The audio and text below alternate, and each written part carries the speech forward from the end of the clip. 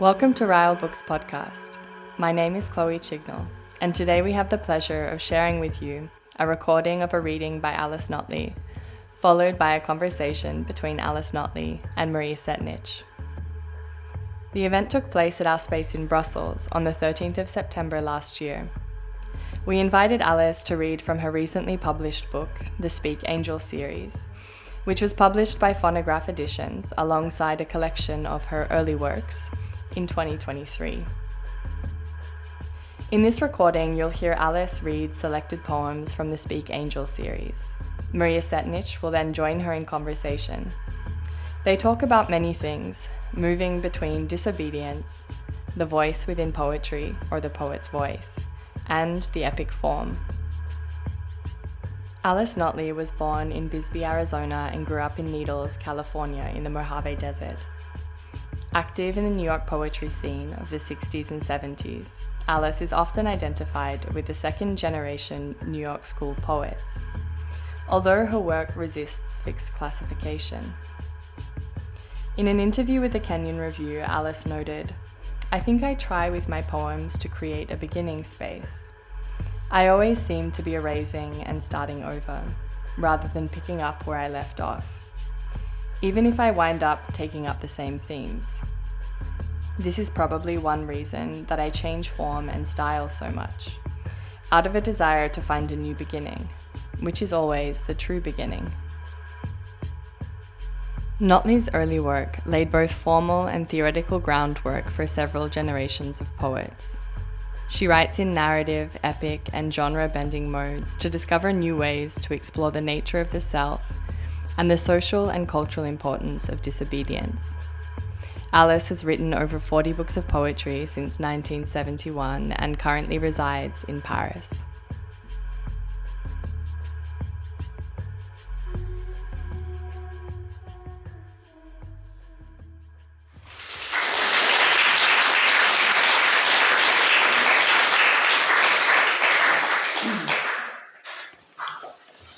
Hello. I'm reading from the Speak Angel series tonight. I believe that was what I was invited to do. I'm also doing that tomorrow, and so I spent a lot of time last week in Paris putting little pieces of paper here, and then I realized I couldn't tell the ones from tonight apart from the ones for tomorrow night. So I put in all of these Star Wars stickers, Star Trek stickers, and some of them are falling out. But that's how I'm supposed to know when I'm reading tonight. First up is Scotty. This is going to be extremely distracting. I'm going to read first the first page and over first page and a half. From the book, the first book, which is called The House Gone, and each of the books has recurring themes, and then they also recur throughout the books. The books are quite circular or spiral. They're absolutely the opposite of linear, but when you write, you have the form of the book. So here we go. Our words are what is, they say what we make. They don't stand for the universe. What you see as much stands for them. Reality and the thicknesses shimmery. We are in here, and each presents a face, eyes closed, but is the only conscious. There really is. I'm listening. I'll interpret for everyone, dead or alive, and make the words radiate. The story's so thick with breaking up layers that you have to be in it, new-eyed, feeling your way. The winds, I forgot your story. You're going to overpower me. A mind is a wind, the ancestor of any mind who thinks it's contemporary. The body presses on you until you leave it. You're another body all along. Why was I there? It's the only way. The soul me, just me, torn out gold and outside activity. We are all torn out gold. She lay on the bed old, her hair in spangled braids. First I couldn't find her, and I couldn't find who I was. You need a red one to get into the house of our identity, said someone. And who approved the secret, I asked. Later no one knew it, now no one knows it at all. You need green or red rectangles to get into the house of knowledge. I am the house of knowledge, I say. Then put on more layers, someone else says, or they'll see how transparent you are. I am the one you think I am, and also another. The dying body lay in braids with her soul showing. I'm speaking in my own language. Spangled with the breaking up of gold, they come to get me. It's beautiful in death, it's substantial. People with jars of being, animals with eyes, rocks with identity. No one alive permitted to see until now. Would you like to know something? The first word to know in the secret language is soul. I'm your bond. The universe bound together, its parts speaking to each other. Denser than matter, any mind thrills to know the further mind I am. She says, lying on the bed, a darker woman sits beside her. My attendant is as I would attend you, dark and dense as a secret. The dead created the world when they were still dead. I'm frightened, don't be. You'll just be dead or alive. I'm impoverished, Mama, but you're okay. And I'm dead. I'm okay. But it's part of my story still that I resisted money and the things. My knowledge is that now you have to speak for us. I'm still poor. You have to speak for us. You're our leader. So leading is a theme in this book. Then I chose this sort of section to read from it, and I have no idea why. And furthermore, I didn't go for the Star Trek sticker. It is here.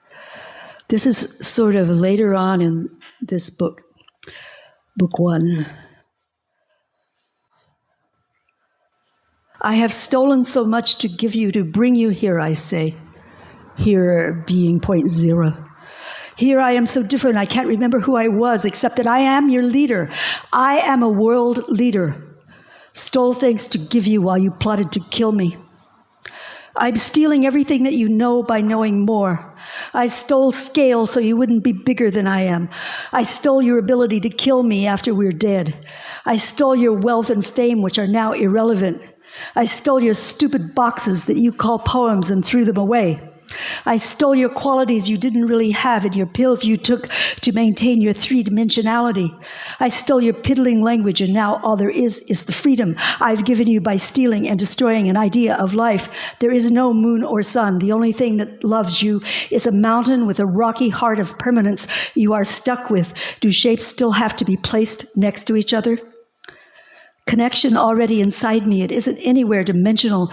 I don't recognize anything you have made before. Fools of recognition. It was planned before the time part started. I'm rejecting that. I'm rejecting all but relationship as mind and leading. The kings and queens had money. I have knowing what you'll do to me. If I don't stop at this time, you'll enforce me. All of you, I'm leading you before you do your little whore for the group thing. I'm going to try putting the book down. It doesn't work. The foe night hates me, yellow streaks of pain in the vault overhead. Don't let them break into recognizable daylight. This is your epic. Freedom of self, freedom of thought, magnetic words. This is 0.00 infinite. I'm person to destroy human value, I say. Otherwise, the new memory won't work. It's structural, a continuation of form.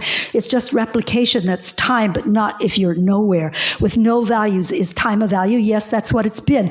Was used to define loss and death, but now there's no death. Distance, but there's no distance. We're in each other's minds. Time defined poems and songs, but we're not going to do that way, as if regularity, a cruel exaction, held our lips tight. Do we have lips leading? Do I for you to say you? It's your epic. And the images on dark glimpsed begin to gather again. It's going to be the alphabet of the dead. We're projecting it, any voice says, from everything we've been and shaken off who we are. Origination is truly who we are, though used once and thrown out. I hovers not on an image banner, but cut into the blackness. White are all of us it, this stark I at this moment. All of us are I. I am creating the world. The I of us cuts my forehead, opening a thin door out of which slips abhoristic letter of revulsion. It's a dull green torn square, nothing on it. In front of any eye horrified that we've begun again. This could be the whole of it, but soon comes a scene that displays a quiet one of what used to be an explosion. But now dance I begin in a dance of revelation, and all of us I is revealed as orange-black moltenness. Is moltenness a thing? And we know this is I, us, Dad says, so we have I. Revulsion, revelation, and moltenness. The first explosion as alphabetic component is gentle seen, and I place it within my vocabulary. As often as I send you, he says, a thought quickly plosive, accompanied by a shifting golden diagonal on the field, oh, I have to give every bit of your time has come for you to take you home, that which but will it have existed rolled up into the cell-like letter. Oh, we call the cell which had trapped I before the new world. The letter or cell can be opened to figurate your death, that of I with scenes from life as defined by a dramatist. You are being led by a new kind of I. Remember a billion letters as the moltenness sets into forms. We are not remembering in the same way. I mastered memory, then I just dreamed it. I dreamed all interpretation, and I dreamed leading. I have nothing further to learn for a long part of memory. Gully, a tissue, emotion lit by a firefight. All this, my brother says, different, like it's art, not you, but it's horrible, a firefight.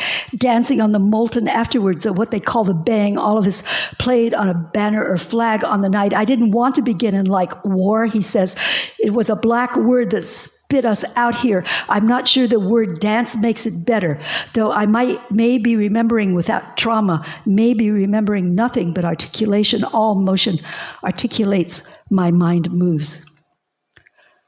Why am I suddenly, one says, I came to death dead, but I'm more alive than I used to be. It's about brackets, gently enclosed statements of various texture. That's the form or unit of death mind and matter as we're inventing it, and the formerly called non-organic communicates too. In these barely shaped mixes, all we do is communicate. Is communication the only existent thing besides I? I chose not to accept anything I dreamed last night. I was simply in the old theater. I didn't need what you who said what it said, so I rejected it at the moment I awoke. Pink theater, like the body's insides.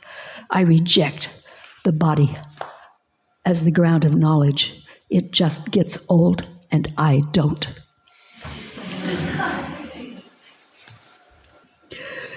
I'm going into the second book called Opera. It accidentally became an opera. I'm going to move around grotesquely from time to time, but I already do that. I have no pity or compassion, I am dead. And without superiority, I don't know anything. Collage me if you dare. The living don't dare anything, believing in their details. I am leading you backwards. You were told you were born, but that was as a baby, not as everything. I was born in a dress, born playing poker, born reporting to an authority. I am leading you to where you neither read nor hear this, but I nonetheless convey it to you. Your mind is silent enough to communicate your chain of telepathy, holding it together, it or us. I am leading you to a collage, and backwards we blended. Preserve the situation of your whole memory, wiping out the piecemeal one you were taught. I am leading you to an enormous memory without a nervous system. I remember my voice spread across the sky, telling it its constituents. What are they? Not necessarily what you've seen. I'm leading you to risk. You've never known what it is. It's everything you are. The risk. What can you do about that? A beautifully hypercolored collage, a beautifully hypercolored collage, the fourth floor. You show them to others for me. I'm thrilled to sing, but numbers, prideful, nauseate notes. The name is Ruby Blanchette. I forgot the and it would have inspired me, not you are the dead. So she stands there, 35 irrational years ago. Lind, it was so red inside, it kills me. Market says, no hand singing, enter, no markups, her, your black hand down, Ruby once again, wanted to rhyme. It is between all us, what we are, down the street with the word hotel in red neon, the pharmacy, a green neon cross. Tear off the corner of the dark gray form I am seeing from within. I am pasting on, he, my brother, says, on this open, empty maw of a universe black infinity surrounded by cracked ice. I'm pasting on the black infinity, a note from myself. There is no cause of us. That is the first thing. What I am going to remember, he says, is that I never leave. And with guilt, never leave the broken ice. Who broke? There is no cause. Who broke it? There is no cause. Where I say, slipped and broke this ice, we're glad it's broken. We'll remember it's broken. If you fall in the abyss, you still can't leave. We have never left. We'll paste our dead thoughts on this abyss. So we were all together, and I, in a mass of words for it, I leaders say cliches, energy, light, music, or other, or color, language, eating at edge. I see the billion, 11 souls. So we were all together, clumped, soul or souls. In what language? The was try me, it came out of, and there was no, never a silence. So we were or are, can you hear it? And just to project across, but we the all same size standing and not counted as I refate, because I am alive. So we enter the saturate form one is of. It knowledge, or is it turquoise? Or remember nothing you thought was, it was. Rethink the words, remember nothing you thought and was and it. It's a different way to speak, but you can't lie because there's no use of anything. A sign, nothing's a sign. Or signal, babe. Ibis, oh, all night, all the long, cosmic, and the words go and return, redund, but as in eternal, you can't disappear. It was her eye sockets. She traces thought. Thou, Thoreau, it's a snowflake, thinking even asleep. A slip I never slipped into this cosmic effect in order to reply, did I? We weren't made. It was at the same time, unrepetitive. I lead you to this very event and throw stars onto the void of myself. Every you I heal by bringing here in death, paste on, you are healed.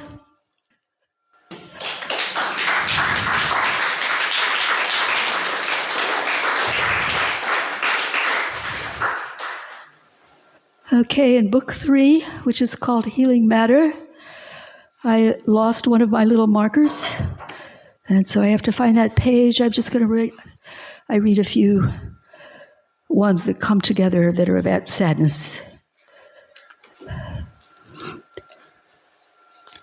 I'm trying to find sadness so I can destroy it. I'm trying to find a blessing. That's how you'll get somewhere here.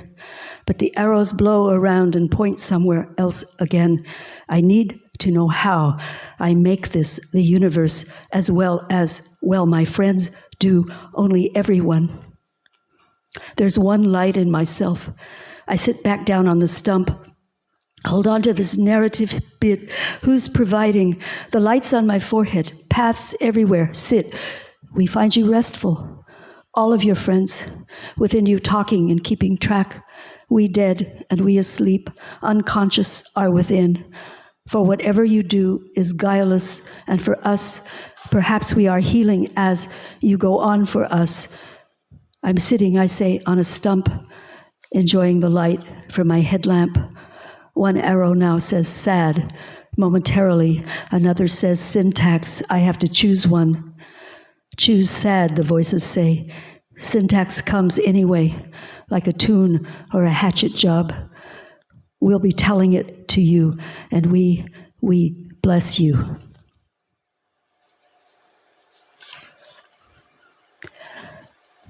Memory, real memory. I say then, see a page before me is unknown. Voice says, my lady, my past lady, my most interrupted lady wind. And she went when past her great-grandmother into the trees. Oh, Jim and Rachel, it wasn't the wind you knew, it was mind. And then I was in sadness. I enter in chaos, the part that's all sadness, sad of what I ask as my pace slows. You can't outspeed this melancholy. Or would I go on living, or would I go on dead? We told you we were often sad, my father says. It is of what we would be healed. And of what are you sad? Your own deeds still, I ask?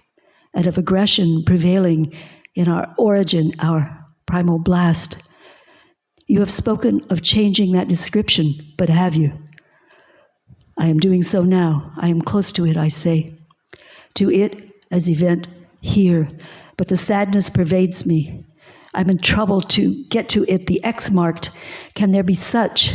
Won't be well defined. In chaos, I must lose more of my own articulate phrasing in order to get to it, which denies me. Sadder, slowly on. Pass through one's pains recall. Was it real, Jory or John? Then, Rosetta healed you. That's in the future. How can you cross it? Cross can mean ass. Cross can mean anything. Greetings, elliptical, she said. Rosetta can heal you. You've got that stone, 1/3 of its crystal, just like sadness. Isolate sadness, she says. Just a voice, she, saying anything's crystal. Isolate it, she says. I never wanted to be in the future. Didn't want to leave chaos, she says. Time can be used. Why use something? Sadness adulterated in that river, find sadness's pure source and demolish it. How, in the language before Greek and Egyptian, don't talk in a timely fashion. I put the beginning last. I just remembered how cold it was to be alone and how much I liked that. Now I have to tolerate the other aspects of the divine. How can I heal you? With a clear language of thieves. Everything was stolen from where? From somewhere in here.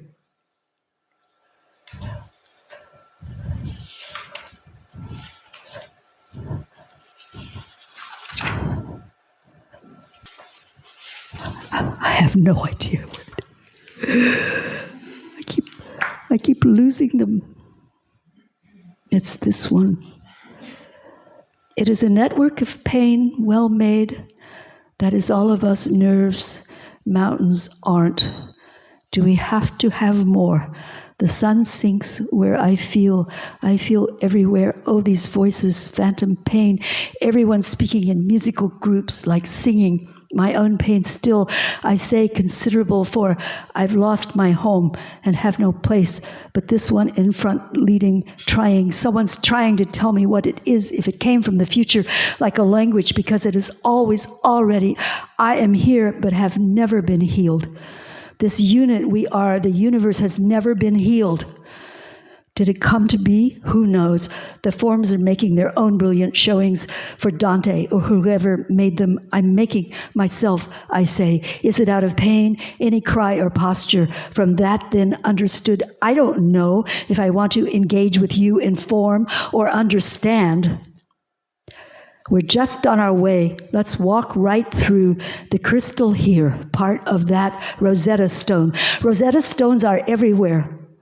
Did you make yourself out of glass or light? I can't show it to anyone because I don't believe you, so I'm leading to the healing point exactly at the so-called first, when sounds ring out and were mistaken for blows, not words.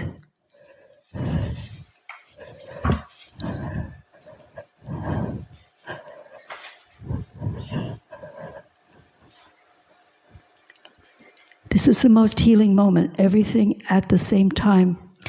For I was suddenly sick as death, and I am sick now, and I am healing us, agglomerative sphere of accretions and powers. The wound of sadness, the black baiting hole imaginary, shrinks to death. Part of me, that part of me, still dying, and you near healed. Lying on chaotic bed, I close my eyes. In which reality? My bedroom wall. In which chaos? The long wall of a tunnel, dark and rough, as if used by an engine.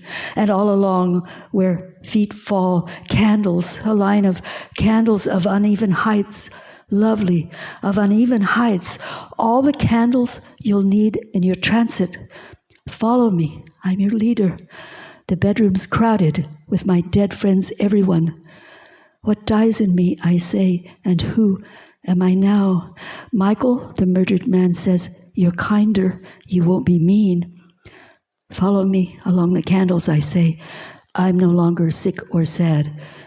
When we exit the old glyph, flat yellow field, we are that I'm healed, says the killer too.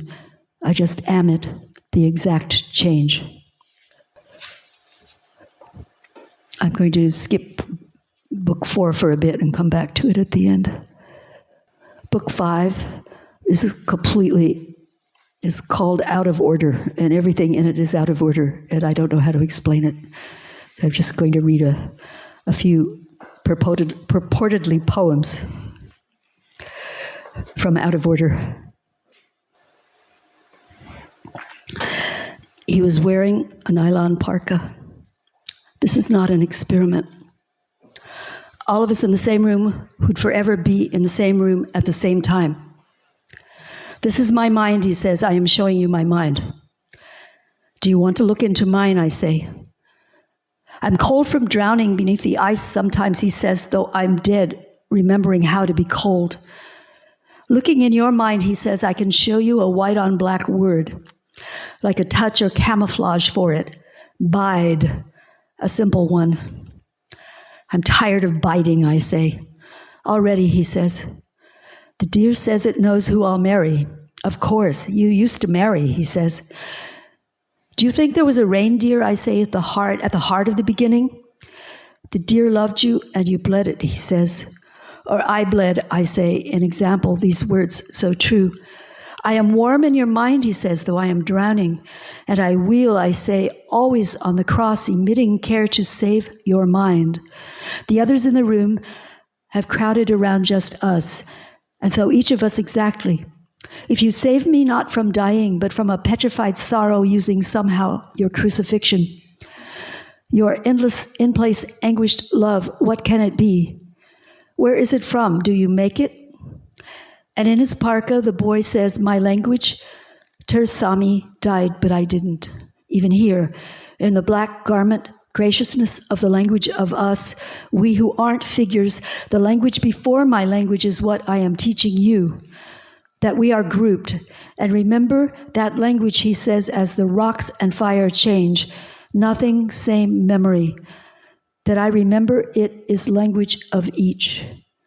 And can each one speak as one would and be understood? If so, I am not the one native speaker always remaining. So in the mind of understand everyone, we speak and make our dark matter words of anyone's night unpressed for time. I was so large a whisper that everything I said at the same time happened, though I had never seen a thing.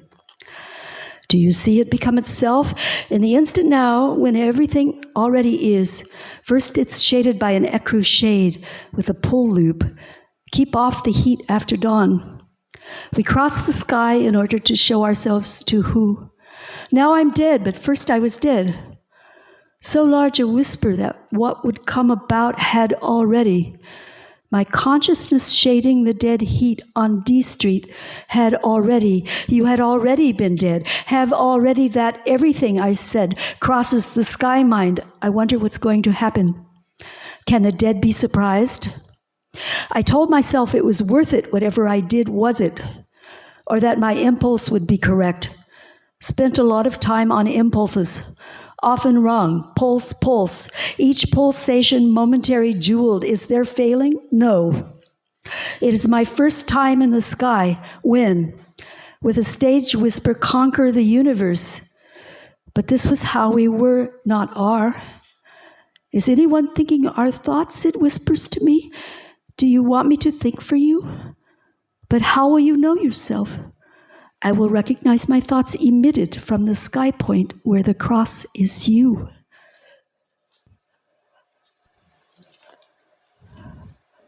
Weave the hand, no digit long rays for fingers long beams. You will sing a low penetrant, not penitent, not a penetrant. That is the meaningless word trilled, not meaningless. They still didn't say who was supposed to hear it with what ears. I am following you everywhere, for I am you, my heart. I am your love, I am your purpose, though I follow thrice. Came Judah to the rack, a wreck, in the ice-tinged wake, the curse of any ship in any space. Not Judah, any name. As foreseen, for there had never been action, only renewal of old sick light emitted eons ago, until now. Don't name them stars, and wandered from each other, still pulled backwards. The voice in the night said, pledged to use old signs, but I must find them, and will they be old? Make them myself at the first invention, and was there that interpretative census was there? And was it there that interpretative census was there? I still don't know what happened.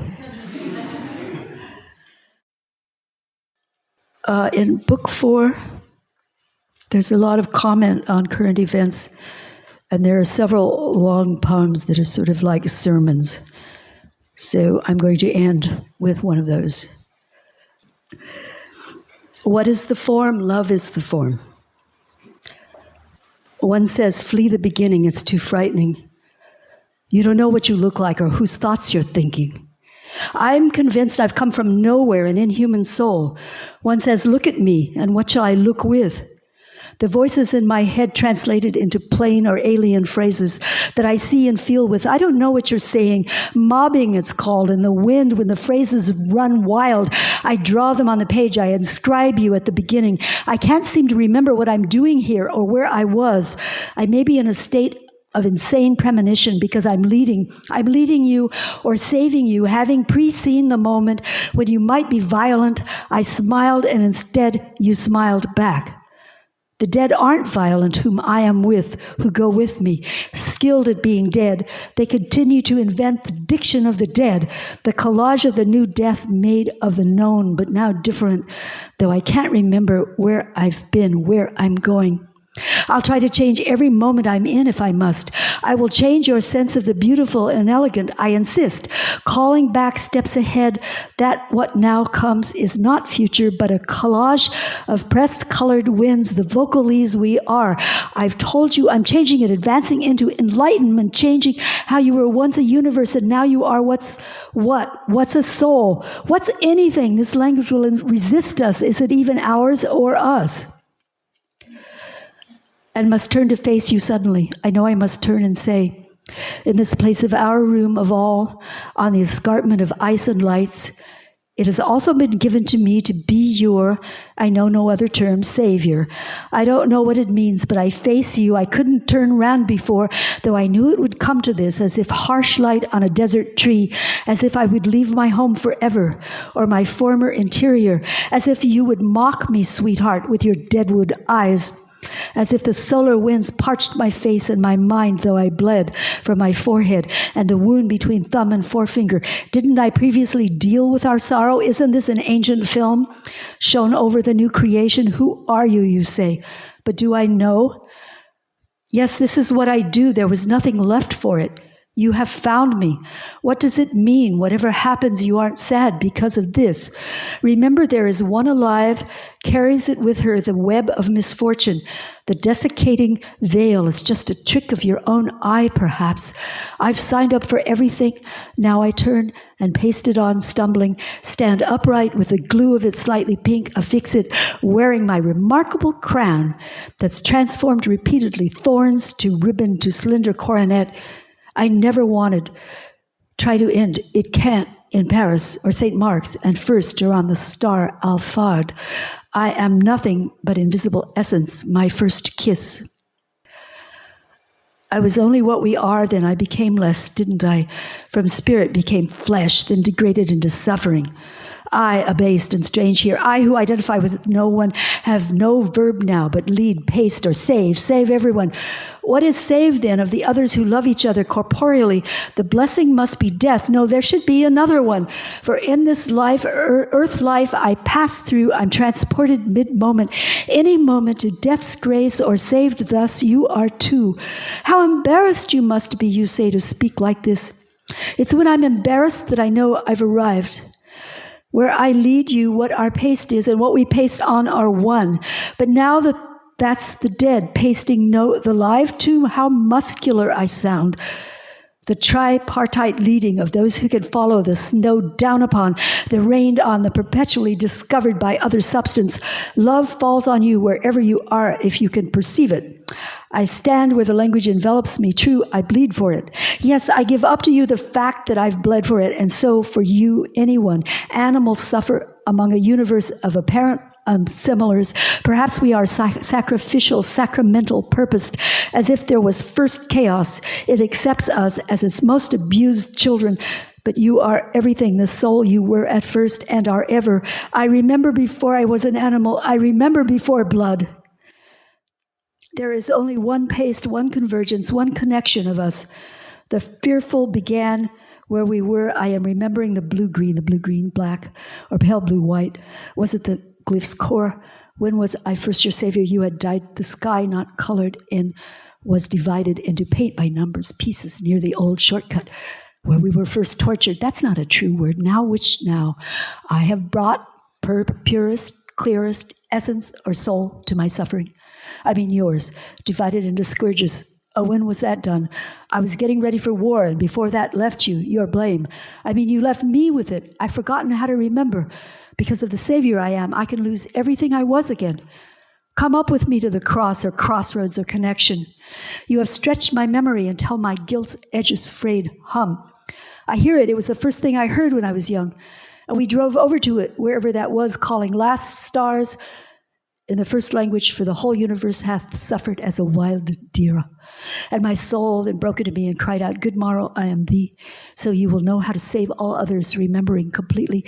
So abject you could heal ones of being gruesome fire like suns in their dreary orbits, and the atmosphere, but the air of a morbid old mind be healed of its gloom. All across roads was memory thankfully accepted of, is it how to become that would require, but we have left requirements along this bloody old trail. I am yours who led you past requirement to true perception. Having suffered alone until I became my soul, I have shown you what a soul is. I have shone on yours until your eyes being blinded could see. I'd stood between the world's life and death so many times I could have no lover. Other who keeps one mammalian steady, I'm unstable as a vocal cord or tone.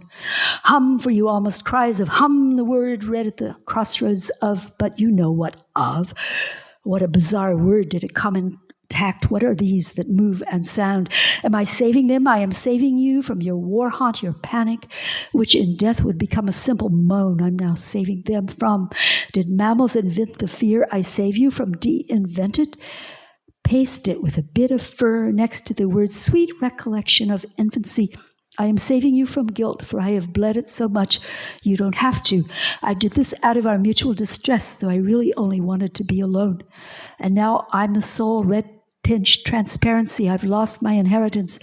Just humming call until you get here so I can bless you, the new universe of criminals, soldiers, fallen meteors, viruses, their souls, everything ever, a remembered existence if I could find, am finding how the mind of us, and did it just make appear once more the specious item matter all at once and forever differently, the simultaneous mold of eons pressed into a flattened round of evolution like an ammonite pasted on. As the one moment keeps happening, one is changing from within. I am changing and saving you. Paste that on with what my new eyes see. That we are at this instant splitting off amoebal into cells, decorated soul, matter, the art. And I saw it and made it until it would devour me, and I fought it. But it was you, and thus I fought you, oxblood and indigo, arms and emotion, becoming what was now us, whose first nature I now suffer to reclaim, having embedded in my memory the mosaic events with no borders on the timeline, crowded onto my specifically thought-out self as I'd shriek, let me purify us. I can do nothing without you, and bleeding out all but the memory of base and beautiful existing. I save you like any bodhisattva who couldn't get out of the house. I've gotten you out from the burning lumber. I'm not a coward and could save you by speaking and tell you, see correctly the winds along the escarpment, soul-blown the thought that your new mentality is seeking, and can see that all exists within your mind. Crystal, red poinsettia, red ruby, the gloves of fire tamed, given back to a gem, given back to clear thought.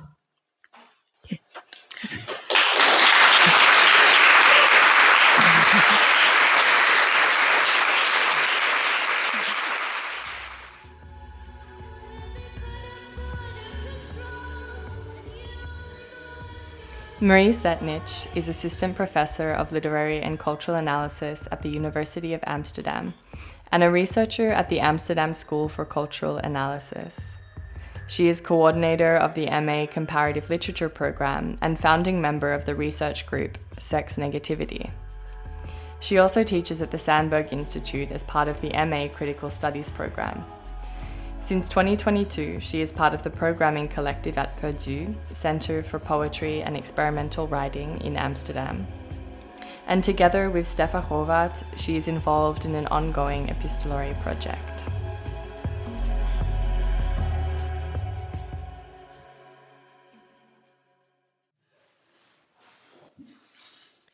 Yeah, thank you, Chloe and Sven and Alice, of course. There's maybe a kind of formal parallelism because I also have 6 questions, one for each of the books that make up the Speak Angel series. But I just have a few framing questions before the 6. The epigraph of Robert Dewhurst's introduction reads, "It's not a normal experience to write a poem." You said that. I did? Yes. The epigraph is you. Could you say something about the kind of deviance or disobedience that might be required in writing these poems that you wrote over 7 years and edited? And would you say this kind of non-normal experience of writing poetry extends to its readers or listeners, to this scene? So is it not normal, this gathering around poetry? No, it's not normal. But I mean, it is normal in a way. It's something that's been going on since there were first people, and possibly the animals do it. Who knows? But it's just not normal to write a poem. It doesn't. You go to this other thing, to this other place when you do it, and it's not any of the places anyone describes. It's sort of this place where you simply do it. And you have to know how to. And you're kind of not around while you're doing it. And then afterwards you have it. And then you have some feelings about it. But while you're writing, you don't have any feelings. Except for the feeling of writing a poem. And it's its own feeling. And it's not normal. That's all I could say. You say that the title for the book came to you in a dream.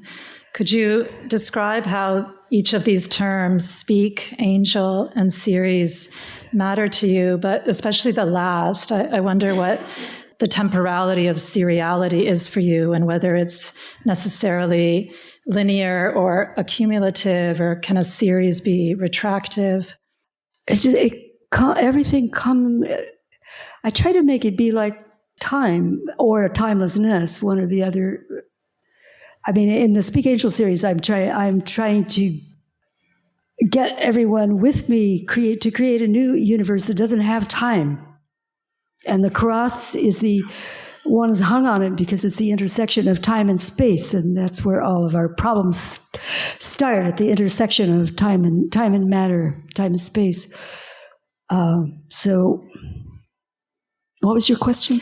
The title, the 3 words of the title. Oh, well, I didn't have a title for a long time, and then one of some voice, you hear these voices as you're falling asleep, and sometimes they say really good things to you. And I just heard someone saying, "Oh, yes, that was the Speak Angel series," and the voice was not telling me that was the name of my work. It was just telling me that there was such a thing as the Speak Angel series, and I thought, "Oh, yes, that's the name of it." And then I just used it, and I think I started to finish it knowing that was the title. It was probably towards the last book that I got it. And then I was with somebody in Paris. We met at the statue of Saint Michel, and she referred to it as the angel. And she said that something was on the other side of the angel. So the whole last part of the book became something that was happening on the other side of the angel. And the drawing in the opening? That's an angel. Yeah. I drew that, but I drew a better one. And then I found that one, but there was another one, I think, but I can't find it in my papers. Okay, so this is the first question. The first book in the volume, The House Gone, has no commas, no periods. It's just word, line break. So other than the hyphen, there is no punctuation. And the caesura, which is unmarked visually, often appears somewhere in the middle of the line. Sometimes there are multiple. And then you have these things called these inset poems, which are much more minimalist, sometimes only a word or a syllable per line, like this one. So these are the lines: "No one's ever going to leave anyone." And from the 3rd page of The House Gone, this stanza, I think, is really important in kind of setting up the reader. You write, "The knowledge we're interested in is our own composition, which we can't stop working on. Without clear understanding or method, it floats secretively near that no one's in control of. But we all are, must make, beautiful. I came home destroyed. We know your story already. You don't know how I feel and never will." So knowing something about a poem seems possible only through method or composition. Yes. And there's this kind of claim for structure, and yet this declarative of the final line, the "you don't know and never will," insists on some kind of opacity. That's somebody else speaking. That's my brother. Okay. It's like I've already done his story several times, and everybody knows the story and is tired of it. And he's saying, "You don't know it. You'll never know it. You'll never know it." And he's dead, of course. So this is a major statement from a dead person. So would you say then that like this capacity of poetry to remake is somehow imminent to its form? That would you say more simply like method is change? Yes, because you don't know what you're going to say when you write. At least I don't. A lot of people who write or deal with the writing of poetry seem to think that people know what they're going to say. Mm-hmm. And I write in order to find out what I'm going to say. And all the poets that I've been friends with do this too. Nobody writes to say something that they already know about. What would be the point? So given this line from your brother, the voice of your brother, "You don't know how I feel, I never will," would you say that if we want to be changed by a poem, that we should obey it, or should we disobey it in the way this voice is sort of disobeying? You do whatever you want to. There are no shoulds in art. To quote Joan Mitchell, there are no shoulds. But of course, like in a way, your interest in disobedience, I think there's some sense that, the leader is somehow calling on something. My interest in disobedience has to do with the fact that nobody ever knows what it is at any given point. Mm-hmm. And disobedience is disobeying what all your friends say. Yeah. Okay, I'm going to go with disobey the poem as the answer. Okay. Your friends are always telling you what the poem is supposed to be, and you have to disobey them to find out. Yeah. It's the people that are closest to you that you have to disobey. Yeah. Everybody's rolling their eyes. In the second book of the series, Opera, which that was amazing, the reading from that, we're led to what you call an insurgent collage of an ungathered whole. And so I'm curious about how you see the relationship between different art forms, but especially between writing and drawing. I really dislike for the art forms to be separate from each other. I want to participate in everything.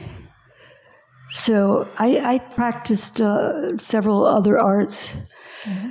and I just try to make it all come in. But I mean, opera was an accident. I started writing after the first part was really good, but it didn't do it all. And then they were all these people were the dead and alive. The souls of all the dead and alive were on this chasm of ice and this ice and everything, and then they had to figure out how to make the new universe. And I took it very seriously as a problem, like how are we going to make the new universe, not the new society, but the new fucking universe? It's a big thing. And I started writing, and I decided, and I started hearing this thing, and it had happened to me once before, where I heard a voice that was making emphases in places where they weren't normally. And so I started capitalizing those places. And then I really got into it, and I started doing it more and more. And after I had a certain number of pages, I started reading them aloud. And every time I read them aloud, the sound of the poem would change. And at a certain point, I was forced to sing because of what I had done by accident. If I wanted to pitch my voice louder at those places that weren't in normal prosody, I would start singing. It was sort of horrifying. And if I didn't do that, my throat would get really sore. I don't know what that means. But that's what happens. And every time I perform any of those, they're different. And I never know where the melody's going to be. And have you always been drawing, like before? Yeah. Well, I always wanted to, and then I didn't really get permission for it when I was in high school. But I met the second generation New York school people. They were always like doing collages and draw. I thought, oh God, I can draw again, and I can paste, and I know how to do all this stuff. And then I didn't want to do collaborations with the other artists. I wanted to do the art myself, and I don't like for other people to be involved in what I do. So I want total control. So I like to do all the art. In an interview with Nick Sturm, you revealed this: I haven't been dreaming, I stopped dreaming. I seem to have brought my entire subconscious up to the conscious level. I think I've got everything going on one level now. And in the preface to Speak Angel, you refer to a similar logic, quote, as if there were no distance between your mind and the book itself, as if it were all one level. How is this synchronicity, a kind of oneness of receiving and making, a poetics that's both inflected by the sort of presentism of our contemporary, its saturation, but also knows how to exceed it? And I wonder if you can also answer this in relation to New York and being part of the, so-called New York School of Poetry, the second generation of it, that you describe as never having quite identified with. So what is it to write from within conditions without being of those conditions entirely? Well, I moved to this city in another country for no reason that anyone might think. I mean, I did it for love, basically, and I also kind of wanted to get away from New York because too many sad things had happened to me there. So I went to Paris, and then another sad thing happened to me after a while. My husband died there too. And then I was living alone in this room, and I just became this person who didn't have a daily life, and everything became one thing. I don't know. Do you understand? I just lost interest in daily life. On the other hand, I'm sort of fully alive, and I try to keep up because I still want to attract readers. And you have to be attractive in order to attract them. Yeah. Okay. To Paste On contains a poem entitled Michael Brown that I think you read parts. Yeah. You spoke of him, the young black man who was murdered in Missouri by a police officer in 2014. And one of the first-person eyes of the poem wants to address the mother, "Tell my mom I miss her." How does grief as a medium, you describe it elsewhere as visible, substantial, I've literally seen it, compel a slippage between private and public realms? Or do you see a limit to commensurability in your work? Is there a point at which things can't be made commensurable, or is grief a medium in which commensurability can happen? Well, grief makes you, if you've experienced it, you want to help other people who are experiencing it. I mean, you can hardly help yourself from doing it. It was a big thing that was going on at that time. I was living in another country. Yeah. And I just thought that that woman was not being allowed to be in the space where she could grieve. Yeah. No one was ever going to let her do it. And I also felt that he was speaking to me. And I continued the conversation with him for several years afterwards in the way I do this. I used to go... Until COVID, I used to jog in the Butte-Chaumont, and there's a place where there's like a pond, and you could jog around the pond, and then there's this falaise, this limestone cliff, and I always felt that Michael was there, and I touched it every time I ran around. Every time I came to the park, I would go touch that place, and then have feel this contact. And I can't do it anymore because I can't go there. My knees are no good, and I can't jog. So I'm out of touch with Michael. You read for us "What is the Form? Love is the Form" from the fourth book. There's a line in the fifth book: "I am memorizing your universal heart." And then at the end of the sixth, another line: "I promise nothing but to be in touch forever. A broken heart stays open." And I'm interested in the kind of difference between the broken heart and its kind of openness to transformability, and then on the other hand, this universal heart that seems to have a kind of formalism to it. It can be memorized, it can be repeated. But maybe more simply, like, what is love as a form? I don't think it's a form. I think it's it's more like an element or a substance or a spirit.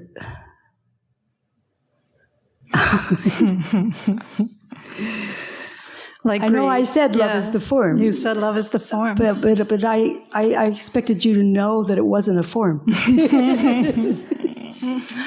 Yeah, or that poem is the answer. Yeah, well, there isn't, yeah. No, just love. Yeah. Okay, this is the last of the 6 questions.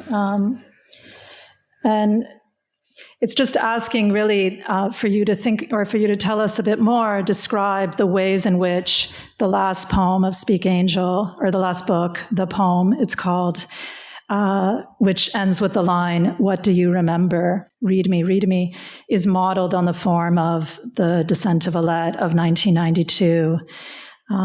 So what is the poem, that book, remember of the Descent of Alette, and especially the sort of replacement of the quotation marks with a gap or a hole in the line? How does that work? I don't know why I did that. I still hadn't done what I wanted to do when I got to the sixth book, and I thought I had to do something that was really had a solid form.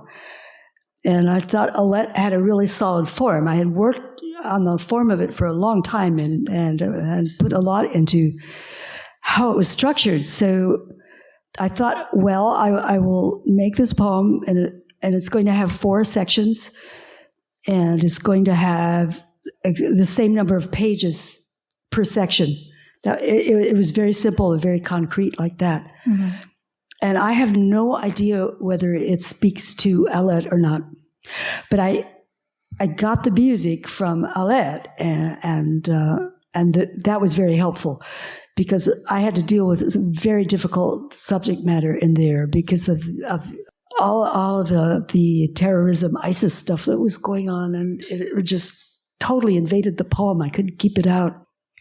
And so I needed these blocks. Thank you, Alice. I think we have time for some questions from the audience. Yeah, Persis. I was wondering, since you said love is not a form, that you wrote love is a form. Yeah. And given that you also you say you don't know what you're going to write before you write it, and it seems like from what you've shared with us that often things come to you. So I was wondering, do you often, or does it happen that you actually disagree with the poem? Later. Yeah. Later I sometimes do, but I stick with it anyway because it represents something in time, and in that time, and that time will come back. The time always comes back, where you look. Yeah, because everything repeats and it just comes back around. If you write a really good poem, it won't. If you disagree with something in it, it won't stop. It will still exist, and it will be something for other people, and it will be true even though it doesn't seem true to you. After a while, it's still true. So what I found out from doing the early works with Nick, people are really crazy about these very small poems I wrote when I was like 25, when I was desperately in love with Ted Berrigan, and I just have been watching people really dig these poems and wondering, what the point of stopping being 25 was. And I still don't know if they have substance or not, but apparently they do because people like them. And I don't know why people like things, but people genuinely like them. Maybe you can read the book and tell me why. Yeah. Any questions? Some people are looking at me as if you made your face go away. Yes.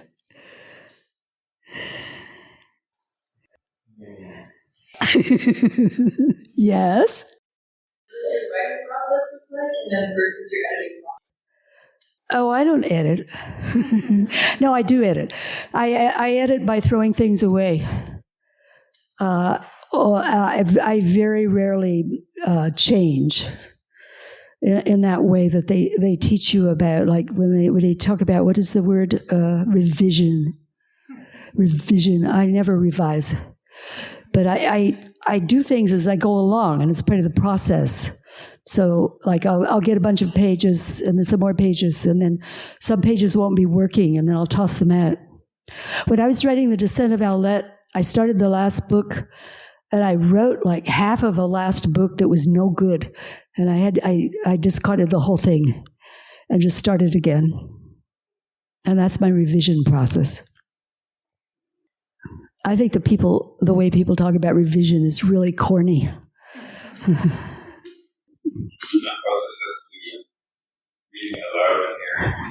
Yeah, that's part of it. Yeah, I read it aloud a lot because it has to work sonically, and if it doesn't, then it's no good. You need a vision of it, reading it in front of people, and I've always had a vision of one of the things I have when I'm composing is like what it will be like read aloud to an audience like you. It's part of what I work from, the place I work from, like how it plays. Do you have a favorite vowel? A favorite what? Vowel? I can't hear. Are there vowels that are just good for you? Foul? Vowel. Vowel? Oh, no. No, I don't. No, I don't do that. I don't know how to hear separate letters. Although if I get them on the page, then I can usually perform them and make a sonic structure out of it all. And I always had a sense for theatricality. I find that to be part of it. And occasionally I have a process where I'm getting like single letters, and then I have to figure out, like when I was writing this book called Reason and Other Women, I would write the first day of making a work, which would be several pages. I would write as fast as I could, and then the second day I would put it into form. And since I was writing really fast, I decided to use almost everything that I wrote, and I conceived of this thing called mind fuzz, which was typos. And I left in a lot of typos. I'd leave in like letters and things. And then I had to figure out how to read it aloud. And I was able to do that. But I don't think I have any favorites. Although if that book were in front of me, I might be able to find a favorite mind fuzz, which would be like three letters that made no sense, but that you could figure out a possible pronunciation of. And I had some of that tonight in one of the opera poems, because I was collaging, and I did something where I just cut off the edges of the margins to make it be different, to make it have a different sound, and it's sort of a different thing that it would do to your eyes as the reader, so that you would just kind of jump a little. Okay, thank you so much all for being here. Thank you, Ryle, and thank you to the great poet, Alice Notley.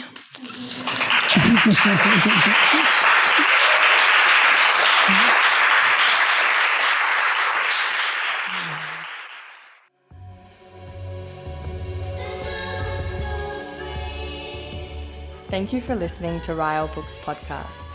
You can find the Speak Angel series alongside many more of Alice Notley's books on our website, www.rile.space. This episode was recorded, edited, and mastered by the brilliant Ros Del Olmo. Ryle Books is a bookshop and project space for publication and performance based in Brussels. Ryle is funded by the Vlaamse Gemeenschap Commissie and supported by our ever-generous community of readers, writers, and listeners.